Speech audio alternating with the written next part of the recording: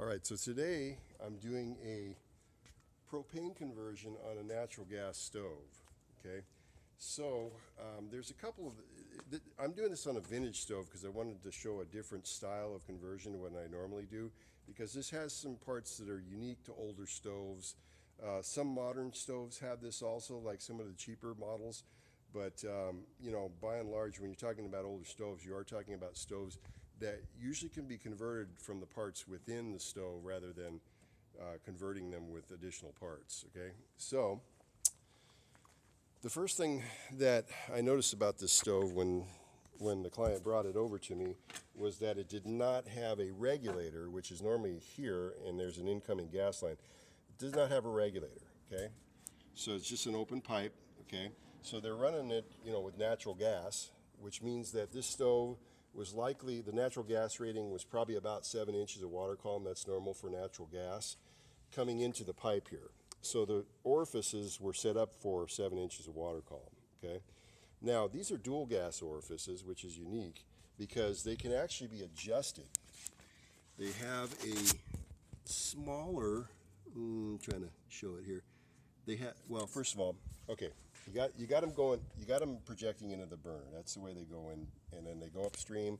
You know, they get into the burner head, it ignites, everything's good, okay? Now, to adjust these, you take out the burner head, okay? So these are the pilot guys here, okay? Take these guys off. Let me just clamp this up while I'm doing that. Take these guys off, okay? The burner comes out. I've already taken some parts loose, so that's why the manifold is loose on this thing. You know, burner head comes out, and on this one here, you got to take a couple of screws to get it out of there, okay? So everything's wide open. The reason I had to get it wide open was because I'm going to put a regulator in line with that pipe. Because we're going to propane. Now, I would even do this if it was going to be natural gas, because I'm a firm believer that you should have a regulator on all stoves, and the reason is because the regulator shuts off if there's a gas leak further upstream, okay? So this is a natural gas and propane regulator. It's a convertible regulator. You can tell that by the numbers here, you know, 5 inches of water column, 10 inches of water column for LP, okay? So natural gas is the 5 inches of water column. These are really simple to convert, okay? So what you do is you just take a coin, you just open it up with the coin, okay? And there's a little plunger on the inside of this guy that comes out, okay? There's a spring, and the spring is for this plunger. Now, in this case, this is set up for natural gas, so the plunger is down by the cap here. But to set it up for propane, this normally pops out, it flips over, and then you pop it back in there. But on this one here, you actually have to unscrew the thing and then screw it back into the cap. And now on this setting, you're all set up for liquid propane. That's the first step in doing a propane conversion. Now what this does right here, this pushes on the spring inside that regulator. Okay, so I put it back in place. It pushes on the spring, you know, just twist it on, tighten it. You can use a coin from out of your pocket to do that, and you're all set to go. So now the regulator is set up for propane, liquid propane, okay, or LP as they call it. Now, I'm going to end up putting this on that pipe, but the pipe is a different size, so I have to get an adapter. So that's why I'm not going to do that right now. What I wanted to focus on were the orifices, which again are unique to these older stoves, okay? And there are some modern stoves that have these. Usually if you have a stove with a griddle or a grill, you'll see these types of orifices on there. A lot of them do that. And that's so that you, for some reason, you can change the setting, you know, from natural gas to LP on one of those stoves, but all the other orifices have to be changed.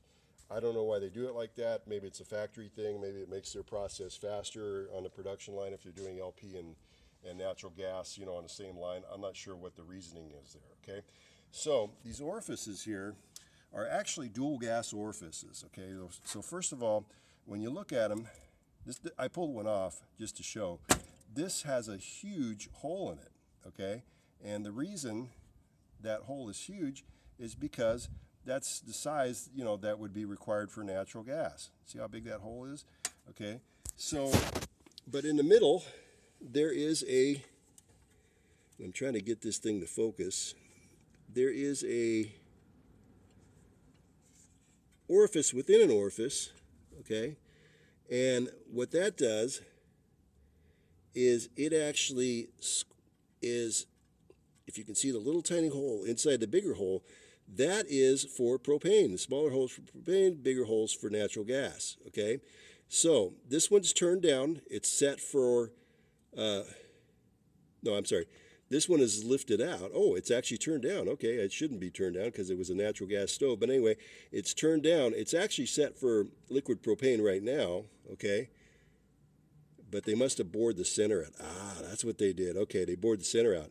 Anyway, normally the center would be set for liquid propane, okay, and the outer would be for natural gas. But these people, I guess they bored holes in them and thinking that that was the way to do it, and that's why this stove's all messed up, and that's why it's here. Anyway, okay, so this orifice here, for a natural gas setting, you're going to turn it out about a half a turn, and then it's going to allow gas to leak out of the bigger hole.